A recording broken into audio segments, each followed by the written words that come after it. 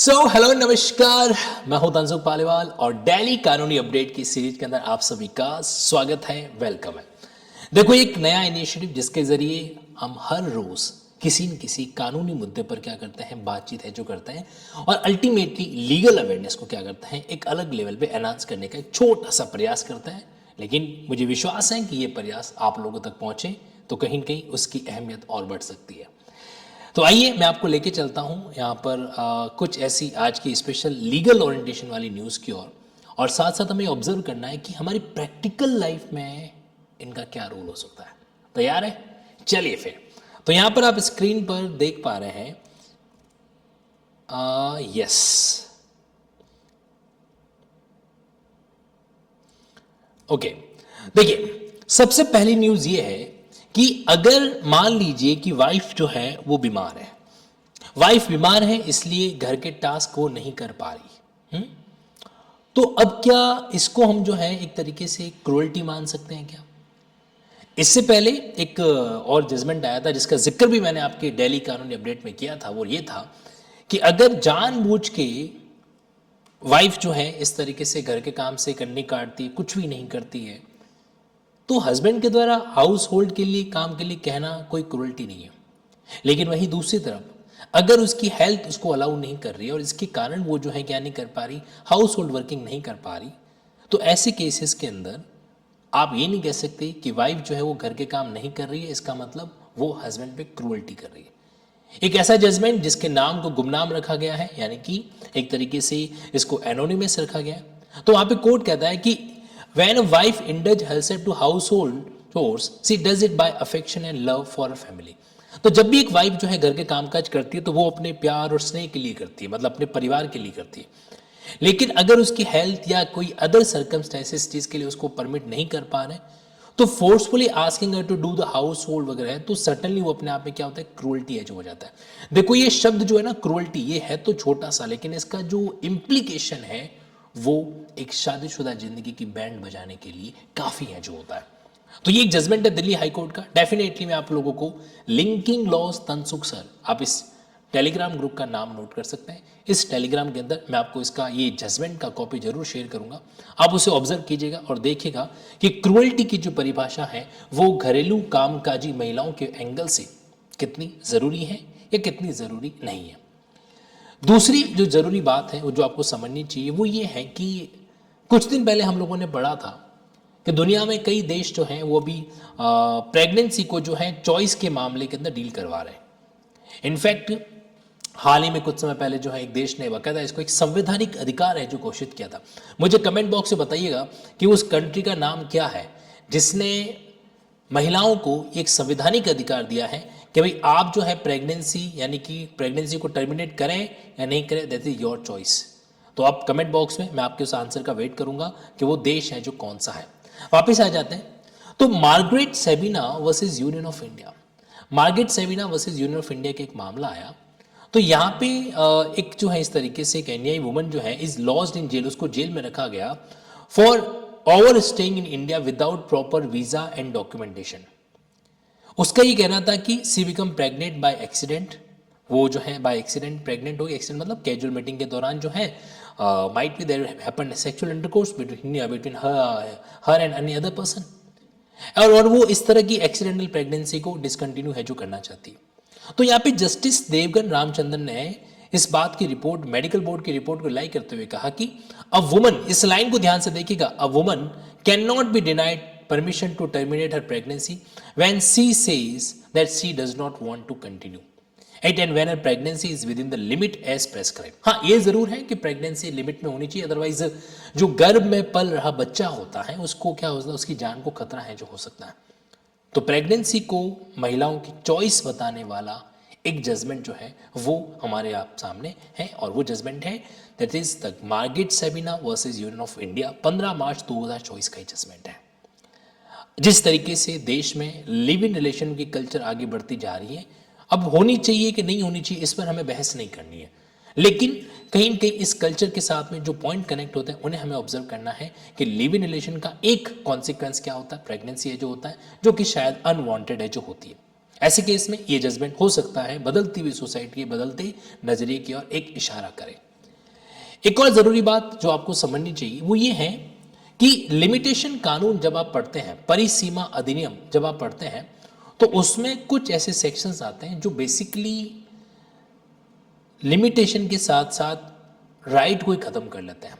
सामान्यतः क्या होता है, कभी भी जो है ना, लिमिटेशन आपके राइट को खत्म नहीं करता है, सिर्फ आपकी रेमेडी को खत्म करता है।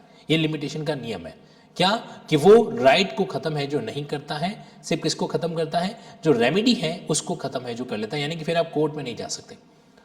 लेकिन सेक्शन 27 वगैरह जो है उसके एक्सेप्शन में आते हैं, सेक्शन 27 का कनेक्टिविटी 25-26 से है जो होता है।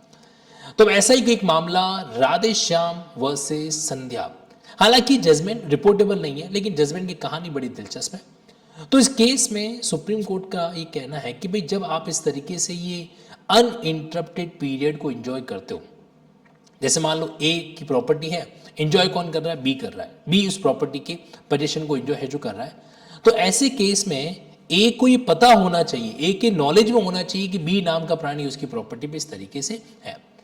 तो यहाँ पे कोर्ट ने बड़ा ही क्लियर किया कि एक्चुअल ऑनर के बारे में आपको जानकारी होनी चाहिए, यानी कि वकालत करने वाले सभी एडवोकेट साथ ही इस बात को ध्यान दें कि एडवर्स पोजीशन का जब भी कोई मामला आता है ना, तो उस समय यहां पर ये एक इंपॉर्टेंट पॉइंट बन जाता है कि जो व्यक्ति एडवर्स पोजीशन क्लेम कर रहा है, जो व्यक्ति एडवर्स पोजीशन क्लेम कर रहा है, वो कोर्ट में ये साबित करे, क्या साबित करे, कि एडवर्स पोजीशन के साथ साथ उस पीरियड के दौरान जो रियल ऑनर था उसको इस बात की जानकारी है जो थी।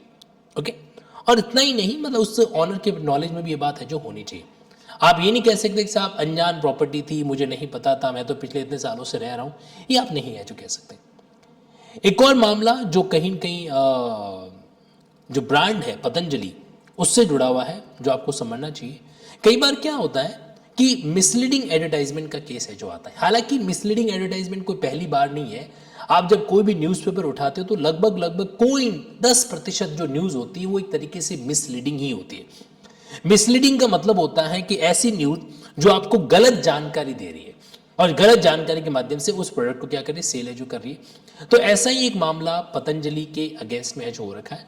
ये बालकृष्णन है और इनको आप जानते हैं बाबा रामदेव, योग गुरु बाबा रामदेव के नाम से ये चर्चित रहते हैं। तो सुप्रीम कोर्ट ने अवमानना नोटिस का, अवमानना का मतलब होता है कंटेम्प्ट, सुप्रीम कोर्ट ने बुलाया होगा कि भाई आप व्यक्तिगत रूप से आइए, और नहीं आए तो एक तरीके से उन्होंने कह दिया भैया आपको इस तरीके से पेश है जो होना है, नहीं तो आपके खिलाफ कंटेम्प्ट की कार्रवाई है जो की जा सकती है। तो मामला था इनके भ्रामक विज्ञापन का, भ्रामक विज्ञापन यानी कि मिसलीडिंग एडवर्टाइजमेंट का, उसको लेकर इनसे पूछताछ है जो कोर्ट है जो क्या करना चाहता है।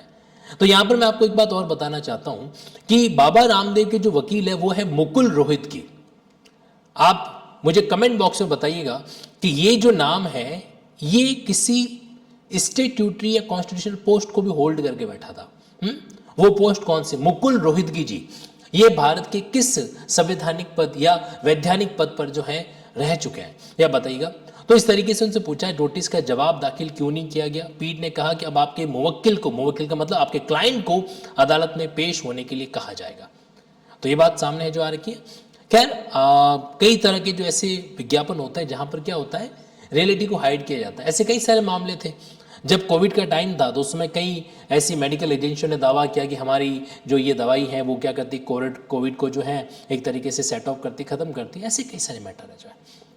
ये जजमेंट अपने आप में बहुत ही डिस्ट्रक्टिव जजमेंट है।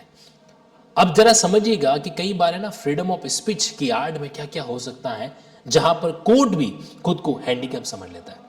हुआ ये कि आजकल आप देखते हो कि कई सारी ऐसी वेब सीरीज आती है, उन वेब सीरीज के अंदर गाली गलौज बहुत कॉमन सी बात है। इनफैक्ट हमारी सोसाइटी के अंदर भी कुछ यंग पर्सन ऐसे होते हैं जिनको लगता है कि गाली बोलना तो आज के टाइम में कूल नेचर टाइप का हो चुका है ना। तो अपशब्दों वाली ऐसी कोई भी वेब सीरीज होती है तो सुप्रीम कोर्ट ने फाइनली जो है एक ऐसी बात, अपूर्वा अरोड़ा, ये जजमेंट भी मैं आपको लिंकिंग लॉ तनसुख से टेलीग्राम में शेयर करूंगा। तो एपेक्स कोर्ट का ये कहना है कि कई सारी ऐसी वेब सीरीज में कथित अश्लीलता को लेकर जो एफआईआर दर्ज हुई उसको निरस्त किया जाता है। एक्चुअली हुआ ये था कि इंफॉर्मेशन टेक्नोलॉजी एक्ट के सेक्शन 67A वगैरह के तहत जो है कुछ ऐसी वेब सीरीज चलाने वालों के खिलाफ में, वेब सीरीज के भी एलिजिबल वो गरीब नाम है, पता नहीं मुझे ठीक लग रहा है नहीं लग रहा है कि ऐसी वेब सीरीज के नाम आपको बताने चाहिए कि नहीं बताने चाहिए, लेकिन like college romance and many other thing. तो अब इनके संबंध में जो शो की निर्देशक है सिमरप्रीत सिंह है और उसके अंदर जो कलाकार अपूर्वा अरोड़ा के हैं उसके खिलाफ में ये मामले हैं जो दर्ज कराए गए कि जिस तरीके से वो गाली गलौज कर रहे हैं वगैरह का, तो ठीक नहीं है।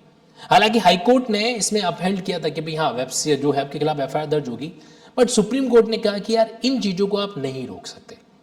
आप अश्लील रूपण को रोक सकते हो, इंडिसेंट प्रेजेंटेशन को रोक सकते हो, लेकिन अब वो गाली गलौज कर रहे हैं तो, और खासकर शुरुआत में इन्होंने मेंशन कर दिया कि 18+ के लोग इस वेब सीरीज को देखें, तो फिर आप जो है उनके ऊपर इस तरह की रोक नहीं लगा सकते और अकॉर्डिंगली उनके ऊपर जो एफआईआर थी वो भी क्या कर दी गई, क्वैश है जो कर दी गई। अब आपका क्या कहना है मुझे कमेंट बॉक्स से बताना कि किसी वेब सीरीज के अंदर अगर बहुत ही एक्सट्रीम लेवल की गाली गलौज हो रही है ना, तो उस केस में ऐसी वेबसाइट को सुप्रीम कोर्ट का क्या ये जजमेंट कहीं भी जस्टिफाई तो नहीं कर देगा? ये आप मुझे कमेंट बॉक्स में सोच के जरूर बताइएगा और इसका जजमेंट मैं आपको बाकायदा इसकी पीडीएफ है जो अलग से शेयर जरूर करूंगा। तो ये सारी बेसिक बातें थी जो मैं आपको बताना चाहता था। साथ ही साथ आपको बताना चाहता हूं कि हम लोग इसी तरीके से लिंकिंग स्टाइल को इस्तेमाल करते हुए जुडिशियल एग्जाम का क्या करते हैं, लिंकिंग है जो करता है। अगर आप इंटरेस्टेड हैं तो आप क्या कर सकते हैं, अनअकैडमी ऐप पर लिंकिंग लॉ की क्लास को अटेंड जो कर सकते हैं। नए कानून जो न्यू क्रिमिनल लॉस है, न्यू क्रिमिनल लॉस को डील करते हुए ऑलरेडी जो है 14 मार्च को मैंने एक रेगुलर बैच है जो स्टार्ट किया। आपको वीडियो के डिस्क्रिप्शन के अंदर जो ऑफिशियल लिंक है वो मिल जाएगा, पर ध्यान रखिएगा आपको ज्वाइन करना है लिंकिंग कोड से, ताकि आप लोगों को क्या मिल सके, जो लिंकिंग कंटेंट है उसका बेनिफिट है जो मिल सके। अपार्ट फ्रॉम ऑल दिस बस आपसे इतना ही कहना चाहता हूं कि लाइफ के अंदर खुद को कानूनी रूप से हमेशा अपडेट रखो, क्योंकि कानून जो है वो अगर आपकी जानकारी में नहीं है तो कहीं न कहीं जो है वो एक नुकसानदायक चीज बन सकती है। Thank you so much. Daily कानूनी अपडेट की सीरीज को वापस पुराने तरीके से जल्दी स्टार्ट करेंगे। तब तक इस तरह के एपिसोड को एंजॉय करते रहिए और मुझे फीडबैक जरूर दीजिएगा कि ये जो सफर है कानूनी अपडेट का वो आपको कैसा लगा। Thank you so much. Love you all, respect you all.